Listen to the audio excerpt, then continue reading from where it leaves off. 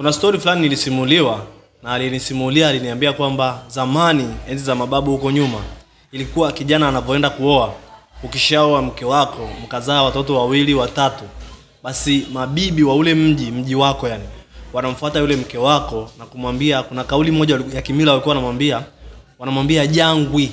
Lakini hiyo neno jangwi maana yake kwa Kiswahili ni kwamba katafute kuni. Ushaona, yani kwenda porini kutafuta kuni, lakini ilikuwa na maana nyingine, ni fumbo kwamba atafute angalau mtoto mmoja wa nje ya ndoa. Yani mabibi zako wanamfuata yule mke wako, sasa mwali wao, wanamwambia atafute angalau mtoto mmoja wa nje ya ndoa. Kwa nini? Kwa sababu zamani hazikuwepo mahakama. Kwa hiyo wazee walikuwa wanatafuta namna ya kuweza kuaminiana. Na namna ya kuaminiana ilikuwa ni kula kiapo ama yamini. Sasa yamini ina sheria zake, na miongoni mwa mambo ni kwamba ukikiuka yamini unapata madhara wewe na kizazi chako. Ina maana kama ni kifo, utakufa wewe pamoja na wale wa damu yako, watu wa damu yako, watoto wako uliowazaa. Kwa hiyo watu walikuwa wanaweza kuisha, familia inapotea kabisa, inasahaulika.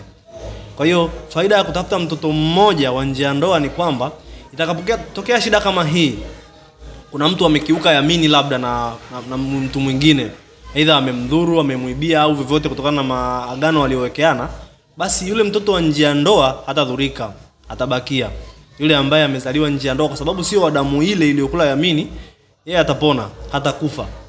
Lakini ukiangalia makabila kama Wamasai, nao walikuwa na tamaduni fulani. Kwa mfano, tunaambiwa kwamba mzee wa boma la Kimasai akirudi nyumbani akakuta mkuki umechomwa nje kwake, anagundua kwamba hiyo siku kwenye boma lake kunayo mgeni. Kwa hiyo yeye atakwenda kutafuta sehemu nyingine atakapolala. Na ni jambo la kawaida, bila kusumbuana, bila kupigana, bila visu hivyo. Unaweza ukadhani kwamba wazee hawakuwa na wivu kabisa. Unaweza ukafikiria pia walikuwa hawapendani. Mbona maisha ya siku hizi ni tofauti na walivyokuwa wanaishi wao? Shida iko wapi haswa? Kuna brother wangu mmoja aliwahi kuniambia kwamba hivi inawezekanaje Mwenyezi Mungu amesema usizini, halafu unaoana na mke wako, kisha baada ya pale anakuchiti, anakusaliti, au mumeo anakusaliti, anatembea na mwanamke mwingine, halafu wewe unakwenda kumfanyia ubaya yule aliyelala naye. Kwani yule mwanamke amekukosea wewe? Si amemkosea Mungu, kwa sababu Mungu ndo kaamrisha tusizini. Kwani ni amri yako hiyo? Ni kama ina make sense hivi. Ukichukulia kwa sasa hivi kwenye dunia tunayoishi, matukio yamekuwa mengi sana.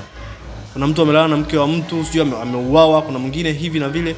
Matukio ni mengi, vijana wadogo wanafanywa unyama sana kwa sababu ya mara ametembea na mke wa mtu. Sio kwamba enzi hizo za mababu watu walikuwa hawafanyi haya mambo. Kusalitiana hatujaanza leo. Hata mababu zetu walikuwa wanacheat. Kwa nini hivi visa vimekuwa vingi kwetu na kwao vilikuwa ni nadra? Ni kwa nini?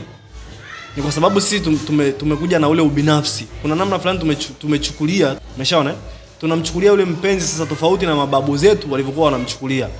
Umeona? Ule ubinafsi sasa kwamba huyu ni wa kwangu na nini, nadhani sisi tunao zaidi ni wivu. Umeshaona? Jambo zuri of course ni mapenzi. Siko hapa kukwambia kwamba mwenzako anavyokuonea wivu hakupendi au namna gani vipi. Lakini nakusudia kwamba kuna mahali tunateleza pia. Kwa sababu sidhani kama tunapaswa hasa kutoana roho, kulogana, kuchomana visu, kukatana mapanga, kufanyiana matukio ya kinyume na maadili na tamaduni zetu, eti kwa sababu tu mke wako amelala na fulani, si mume wako ametembea na mwanamke fulani. Sidhani kama tunapaswa kufika huko. Halina picha nzuri na linaumiza watu, linawaacha watoto wanalelewa bila baba, wengine wanalelewa bila mama, watu wanabaki wajane. Hebu tujiulize swali, kwa nini tunafeli wapi? Kwa nini tunafika huko? Kweli kabisa unahitaji kumfanyia mtu unyama kwa sababu eti ametembea na mke wako? Kweli kabisa unahitaji kumuingilia mwanaume mwenzako kinyume na maumbile eti kwa sababu ametembea na mkeo?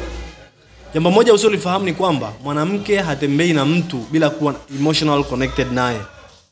Ina maana kwanza mwanamke wako yeye ndio shida. Ni hayo tu. Huyu ni MC Mkali kwenye mic na hii ni The Laboratory. Wasomi hai.